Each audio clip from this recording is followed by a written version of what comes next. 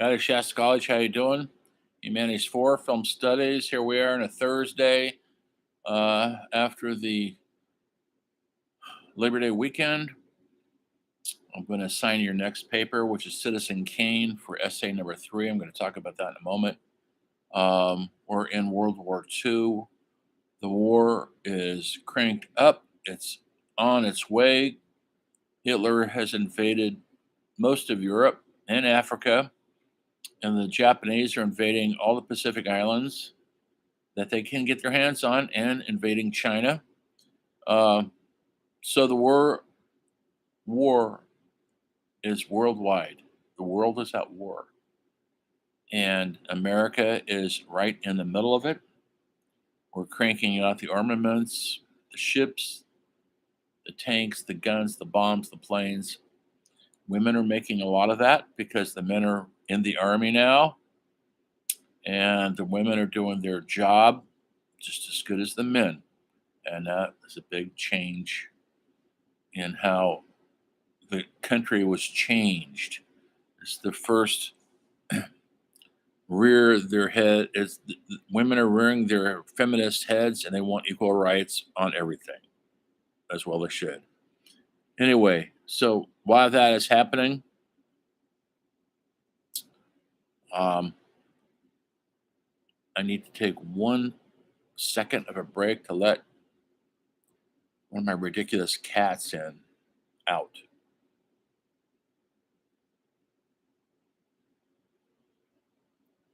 Have patience, folks. Look at that wall for a minute. Come on, you.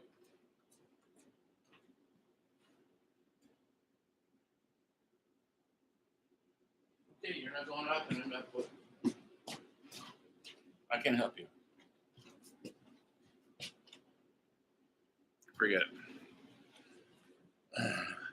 Sorry about the interruption. When cats call, you better jump too. Anyway, Hollywood doesn't stop making movies. The movies are bringing in lots of customers. That's how we get our news is from the movies. There is no television. There is radio, but newsreels are produced once a week, and they are broadcast in movie theaters. That's how we see live action films of what's going on in these different countries where the war is.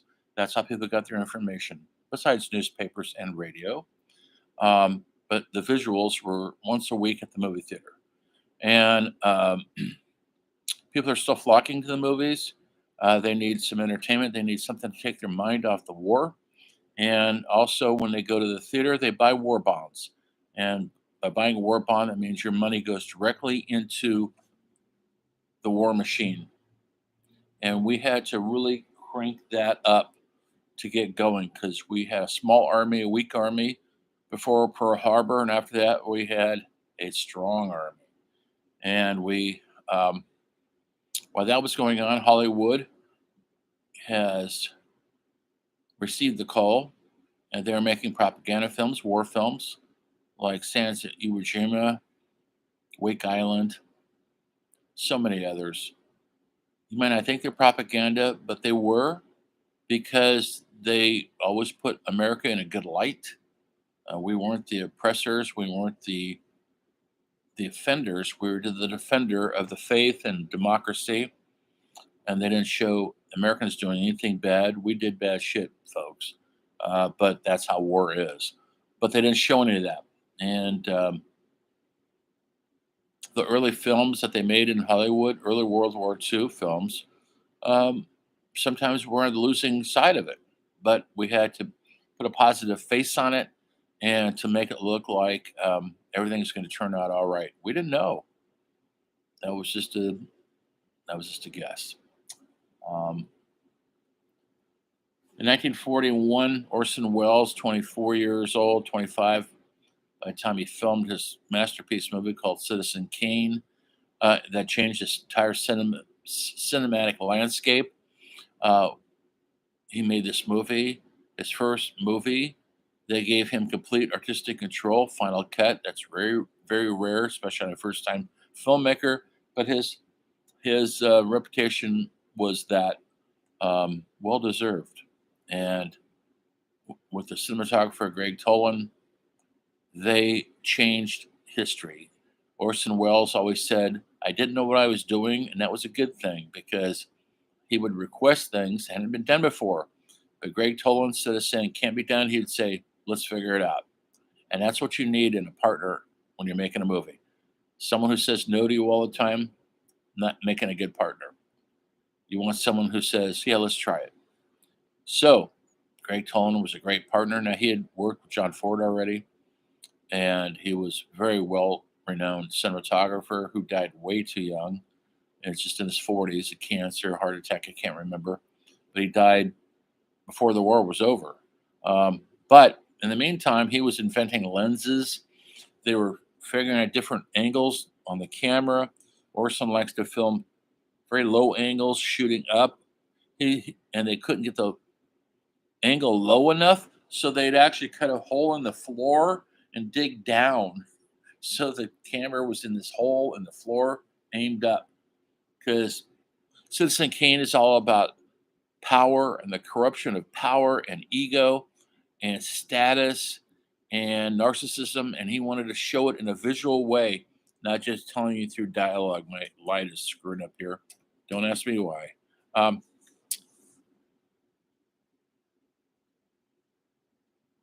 People hadn't seen what he was doing, and the studio bosses didn't have any idea. When the movie comes out, he used mostly unknown actors also in the movie. From his Mercury Players, they were a New York acting troupe that was supported by the government. And, and there was a time where taxpayers' dollars supported the arts. Mercury Players was one of those, many others that were on Broadway because FDR said people need to see art and entertainment. It's going to heal the country. And so they put the taxpayers' money to use that way. Which is very rare. You won't find that anymore. Um,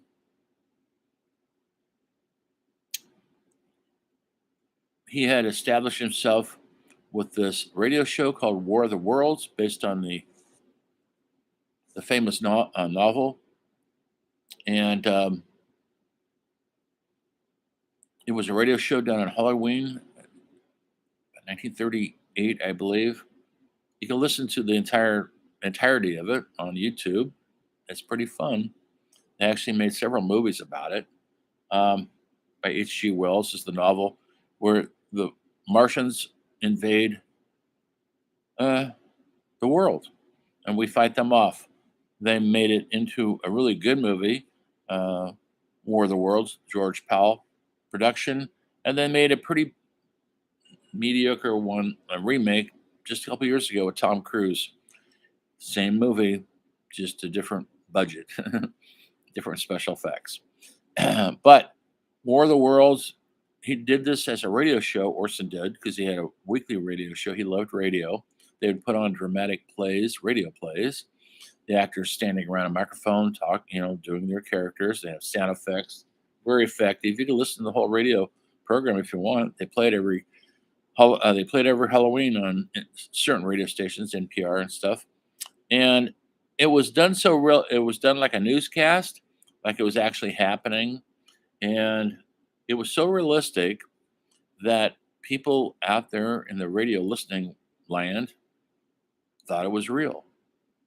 People actually thought Martians had landed. I know it seems far fetched, but you got to remember this 80 years ago. We didn't know about where Martians were or if they had the ability to land here. And people were leaving their houses and driving up into the woods to get away from the Martians. This actually happened. Supposedly, there was even a couple suicides over it. That's sort of an urban myth that's gone on all these 80 years. Um, Personally, if Martians landed right now, I wouldn't kill myself. I'd kind of go out and look at it all to see what they're up, what they wanted. Anyway, that's not how the book was and how the radio show was. It was going to destroy Washington D.C. And you know what destroys the Martians, folks? Anybody seen the movie or read the book? The common cold. They had our our bullets and bombs couldn't harden them, but they had no defense for disease that we have here. The common cold is something we all have experienced. They didn't have that on Mars, evidently, and that's what stopped the invasion. They got sick and died quick. So Orson was so convincing that some people thought he should be arrested for causing this public disturbance. Now, he had said he put out a warning. This is a radio play, it's not real. But if you tuned in halfway through it, he didn't keep that warning. He didn't say it anymore till the very end, and he thanked his audience. Well, some people already turned their radios off and were running before they heard these disclaimers. Well, Hollywood really perked up when they saw how successful this was and what a great storyteller he was. And they said, you can come to Hollywood, make a movie, make any movie you want. And he wanted to make a couple really tough movies. The Heart of Darkness was one. Moby Dick was another. Don Quixote. He always thought real big classical literature. And that was just too much, too big. And so he and the screenwriter came up with this idea about a newspaper mogul based on William Randolph Hearst. And they were going to call him Charles Emerson Kane, multimillionaire born with a silver spoon, and spends his money on a newspaper to spread the news. But what he's doing is what they call yellow journalism. He would dramatically amp up the stories when they weren't true to get the readers to read. And so the movie's based on Randolph Hearst, who had at one time 50, 60 newspapers across the country. San Francisco Chronicle's one, and which is still going. The Hearst family, I don't think is involved with that anymore, but they're still around. Patty Hearst, the granddaughter, is my age, and she was in the news in the 70s when she got kidnapped by a radical group called the Symbionese Liberation Army, and she became a left-wing political person, but she said she was brainwashed. Perhaps. Anyway, she also went on to act in a couple of John Waters movies. You don't know who John Waters is? All I can say is watch Pink Flamingos. You'll know what I mean. We'll talk about John Waters when we talk about art films later. So I'm getting off topic here. Hearst was a hugely powerful person. It's like Rupert Murdoch is now. And if you know who that is, he owns Fox News and Wall Street Journal and so much else. So it's a very powerful tool to own the media. And so when the movie was made, Randolph Hearst saw it and was totally upset. He wanted to shut Orson down. He felt like his life was plagiarized. And it's a thinly disguised version of Randolph Hearst's life. Well, the movie was released, but it had the bad timing of being literally released the same week as Pearl Harbor, December of 1941. And that kind of killed it at the box office. Nobody wanted to go to movies right when the war broke out. It later on confused people. People didn't know what to think of it because it was so different compared to the rest of the Hollywood stuff that was coming out at the time. It did win one Academy Award for Best Screenplay, and it kind of faded off. Wasn't until the 1950s when the French, who love our cinema, started to write about the greatness of the Citizen Kane in their film magazines, Cahiers de Cinema, which is essentially notes on cinema, a revolutionary magazine that took cinema seriously, not just a gossip rag like we had here in this country. Actually looked at cinema like it was literature. And people looked at Orson Welles as a genius. They should. He rebounded with another movie called Magnificent Ambersons, equally as brilliant, but it got butchered in the editing when he didn't have the control over it, and his career kind of went downhill from there. The rest of his life, he spent struggling to find financing for his movies. He had to go to Europe a lot, and he made some pretty good stuff. His best film, I believe, is called um, I'm forgetting the title, but it's Touch of Evil, film noir set in Southern California, starring Charlton Heston as a Mexican police detective, which is weird casting, folks, and Orson Welles is a corrupt police chief. It's a wonderful movie. Orson had a grand life, but he was kind of thought as a has-been, and people of my generation mostly know Orson as a guy who made commercials for no wine, whatever it was, Mogan David wine before it's served before its time. He was kind of a joke by then.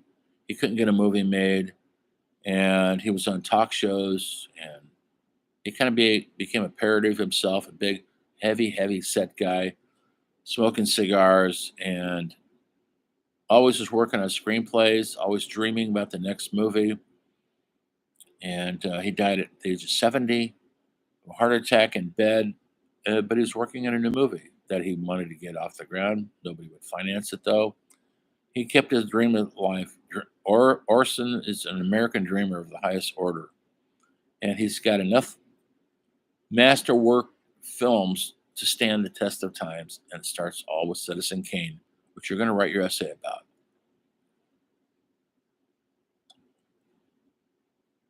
I'm going to finish the post-war next week, but there were other amazing films being made during the height of World War II.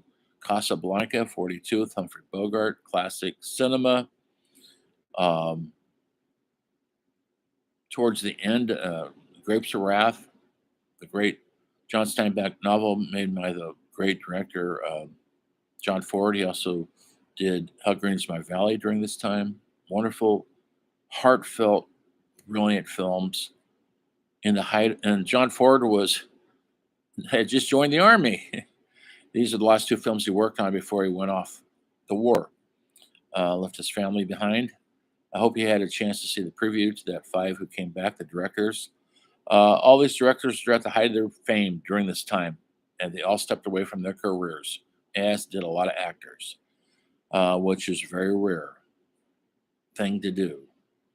Um, that's how important the cause was to fight fascism and Nazism.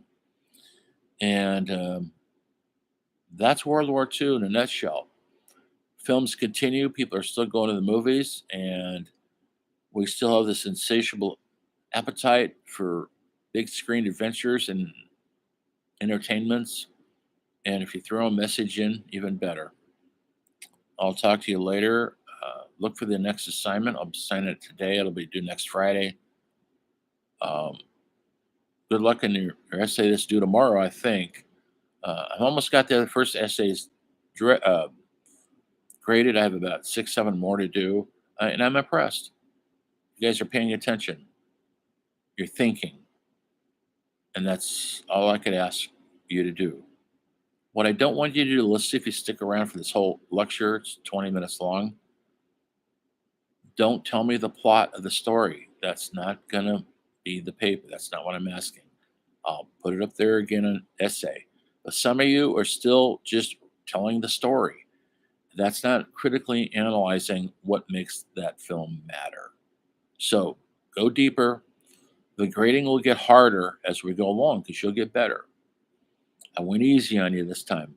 Also, please write 3 pages to 5 pages. You could do more than 5 pages if you feel like, but writing these papers is a discipline. Academic research writing, which is what you're doing, is a discipline, and 3 pages is not very much. There has been thousands of pages written about Citizen Kane. You could surely come up with three. When you run into an issue, look at segments and break the film down. Look at the direction. Is it effective? Why? Why isn't it? Look at the lighting. Look at the themes. What is the theme of Citizen Kane? There's a lot: power, corruption, unrequited love, loneliness, being separated from your parents. There's a lot of themes in there. Pick a theme and write about it. Music is wonderful. Bernard Herrmann did the great music. It adds a lot. Greg Tolman's great photographer, cinematographer. Write about that. All sorts of stuff. The performers. Most of them have never been in a movie before. Look at the performers and the age. They go from young to old. Orson Welles ages in this thing. He goes from a young man to an 80-year-old man. And watching the transformation is a thing of wonder. And I hope you get some enjoyment out of it. Look for it in assignments later today. And you know how to get a hold of me if you have any issues. I will see you next week when the story of film continues.